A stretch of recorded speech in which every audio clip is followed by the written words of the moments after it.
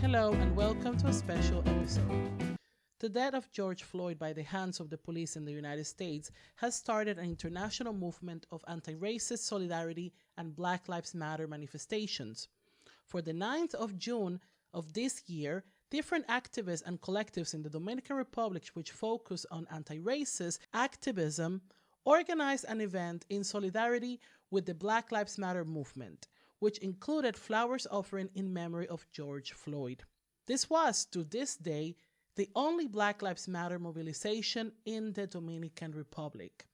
The event was called A Flower for George Floyd, and it would happen in front of Independencia Park in Santo Domingo, Dominican Republic, in the same place where Sebastián Lemba's head was displayed by the Spanish colonizers. Sebastián Lemba was a slave rebel leader who led a prolonged anti-slavery rebellion in Santo Domingo during the times of the colony. It was a peaceful event which started at 10 a.m., where people were asked to come until way before the curfew to bring flowers for George Floyd, as well as to read essays, poems, and bring signs and photos condemning racism not only in the United States, but also in the Dominican Republic. Keep in mind that when I mention curfew, it's due to the fact that in the Dominican Republic, we're still in the state of emergency due to the coronavirus pandemic. Okay, so the attendees were reminded to please respect the social distancing rules and to wear masks. The Dominican Republic has its fair share of far-right and racist, ultranationalist figures who are part of this spectrum of conservative, far-right figures who contribute to the normalization of anti-Haitian racism in the Dominican Republic. In a country where the majority of the population is Black, I know, it's crazy, right? A lot of the contemporary racist ideas in the Dominican Republic are mostly inherited from Rafael Leonidas Trujillo's dictatorship. This is a very long and complex story, but in a future episode, I will do my best to explain it in more details. Okay, let's go back to what happened at the George Floyd event in the Dominican Republic.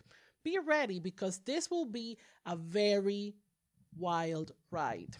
So, when the racist ultranationalists found out about the event, they immediately started to harass and leave hate messages on the Instagram accounts of the different activists and organizations in charge of the event. The main group harassing the activists is the anti-Haitian ultranationalist far-right group La Antigua Orden Dominicana, or the Ancient Dominican Order in English. The core ideas of this organization are that the Dominican Republic is currently being invaded by Haitians and that international NGOs are conspiring to fusionize both the Dominican Republic and Haiti into a sole nation. I know, they are just insane. Like it's fascism on bath salts.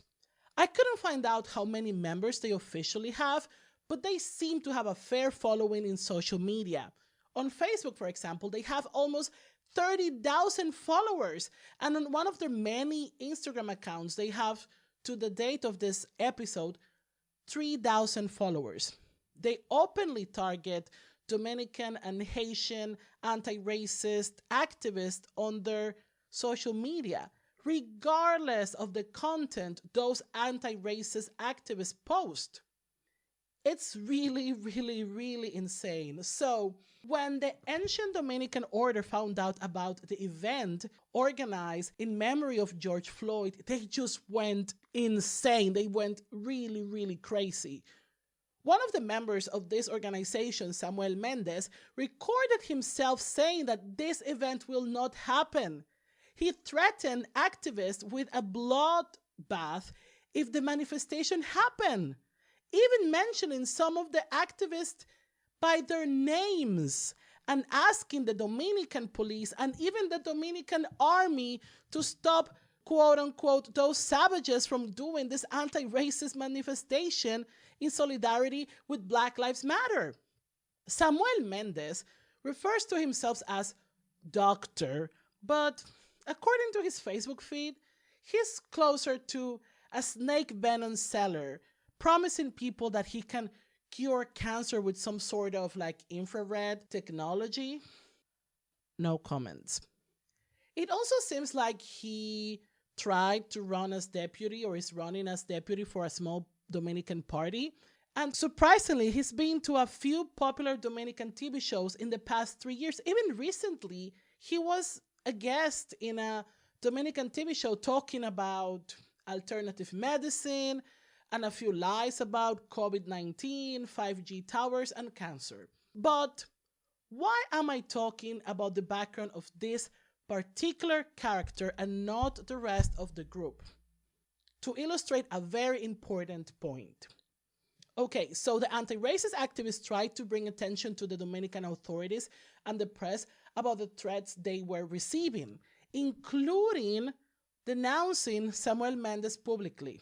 Some popular Dominican Instagram accounts shared the video of Samwell Mendez threatening the activist, hoping to bring attention to this problem, but the Dominican National Police did nothing. The video of Samwell Mendez threatening the activist became viral. The Dominican National Police didn't even try to contact Samwell Mendez to interrogate him about his threats of harming the activist. Samwell Mendez seems to be a very public persona. Why didn't the police try to investigate him? It really makes you think, right?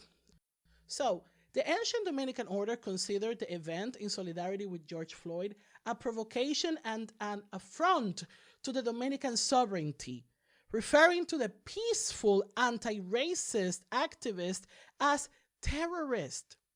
Members of this far-right group showed up very early in the morning in front of where the Black Lives Matter event was going to happen in the Independencia Park. According to witnesses, they were next to a few police officers, like waiting, and as soon as the event started, the far-right group crossed the street to where the anti-racist activists were and violently confronted them while shouting racist insults. The Dominican police forces only detained the anti-racist activists Ana Maria Belique and Maribel Núñez. They were eventually released, not without having endured humiliations and violence by the hands of the authorities. Maribel Núñez showed photos of bruises on her body that she denounces were caused by the Dominican National Police. In the ancient Dominican Order Facebook page, on the other hand, they proudly showed a video of them following the activist Ana Belique on her way to the manifestation. The guys were in a van with the logos of the racist organization. In the video, they posted it in their social media. They're proudly bragging about how Ana Maria Belique knows she's been followed by them and that they already have people in the park waiting for further instructions. This is disgusting beyond words. Ironically, this far-right group denies that they are a racist organization and that there's racism in the Dominican Republic. What better way to show that there's no racism and discrimination in the Dominican Republic than by harassing anti-racism activists and being racist against Haitians, right?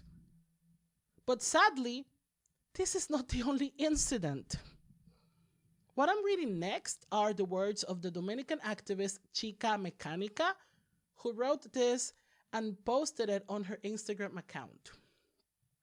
On Friday the 12th of June 2020, me and my 6 friends were arrested while sitting on a park, having a conversation. A middle-aged man that happened to be around was also arrested.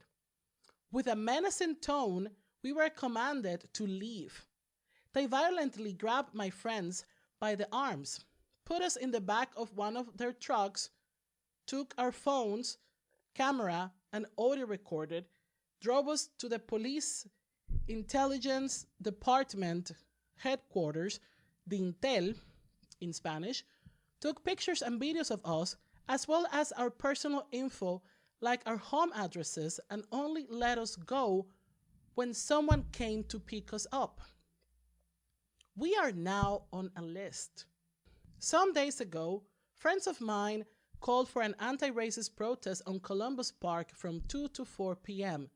The concept did not include having Haitians damage or take down Columbus statue. Extremist right-wing groups made sure to fabricate and pass that information to the police, and they believed them. You can read the rest of this text on her Instagram page. Please follow her as Chica Mecanica, and I will include a link to her Instagram account in this episode's description. Another important thing to keep in mind is that the same day of the unlawful detention of these young people who were just sitting in a park, on their Facebook page, the far-right group, the Ancient Dominican Order, posted a video of them waiting in the Columbus Park, thanking the Dominican police for their service and presence in the park. This far-right group is not just a bunch of internet trolls that harass people online. They are organized and do mean business and are not afraid of acting on their beliefs. But this is just part of a bigger problem in the Dominican Republic. To talk about racism and colonialism in colonized land is extremely hard, especially since it is part of the fabric of such countries. Colonialism is part of the national identity and narrative. In the Dominican Republic, for example, even the name of the country, Dominican Republic, is a celebration and glorification of a colonial past that is alive in the country's present.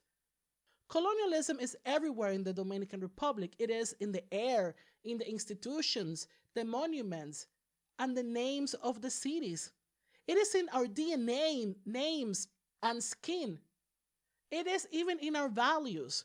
I do love my culture, therefore I do want to see my country thrive and overcome these flaws which hinders its progress, like racism and corruption. Thank you so much for all the amazing groups and activists who are fighting for social justice in the Dominican Republic, and I invite you to please follow them on social media and support them.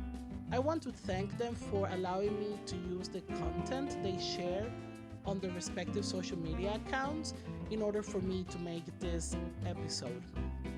I have met a few of them online, and I have to say they are amazing, and they are part of this incredible community that are bringing up so much needed discussions about racism and intersectionality in our country.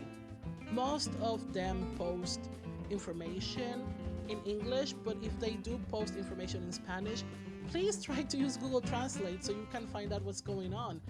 I mean, it's not perfect Google Translate, but you can learn something, you know. The links to these accounts are included in this episode's description. Please follow them, support them, and share their content as much as you can. Thank you so much for listening and watching. I did my best to gather as much information from reliable sources to support this episode as possible. Other subjects mentioned in this episode, like racism and Trujillo's influence in modern racism in the Dominican Republic, they do deserve their own episodes. And I invite you to listen to my previous episodes where I have talked about colorism in the island, where I have talked about current events in the Dominican Republic, and also environmental problems in my country as well. I am working on other projects right now, but I decided to take some time to talk about this extremely horrible situation that happened to those activists. I always try to say something positive in every episode I make. I think it's really, really important. But for this one, I will leave it to you to find it by following the Instagram accounts that I have mentioned in this episode, and please support them. Don't forget to subscribe, comment, and share so this project can keep growing. I will try to create more episodes about the Dominican Republic, about what's going on in the Dominican Republic. You can find Mango Podcast on Facebook, YouTube, Instagram, Spotify, SoundCloud, Apple Podcasts, and most podcast platforms. Once again, Thank you so much for your attention, and see you next time.